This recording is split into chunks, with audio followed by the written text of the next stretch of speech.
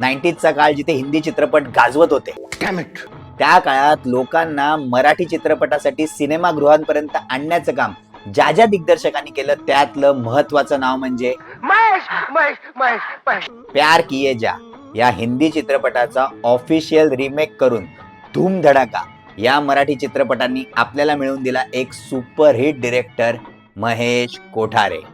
James bond ज्या वयात जेम्सच्या गोळ्या खायचा ना, त्या वयात इन्स्पेक्टर महेश कोठारे विलनला गोळ्या मारायचा.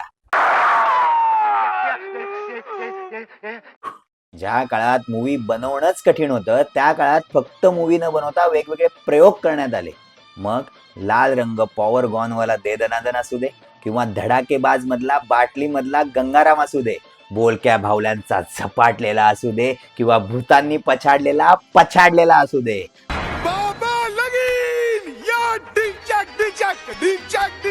स्क्रिप्टिंग मध्ये सुद्धा विलनच्या नावाची क्रिएटिव्हिटी बघा. In English they said Thanos, Voldemort, night king. अरे मराठीत आम्ही म्हणतो कुबड्या खवीस, तात्या विंचू, गिधाड, टकलू हैवान आणि चेहरा नसलेला कवट्या महाकाळ. लहान मुलं मुतली चड्डीत. तुमचा आवडता मूवी प्लीज कमेंट मध्ये सांगा आणि महेश कोठारेंना टॅग करा जेणेकरून त्यांनाही कळू दे त्यांचा प्रेक्षक वर्ग त्यांच्या पिक्चरची किती आतुरतेने वाट पाहतोय ते. डायलॉग मारताय क्या? डायलॉग मारताय पिक्चर का?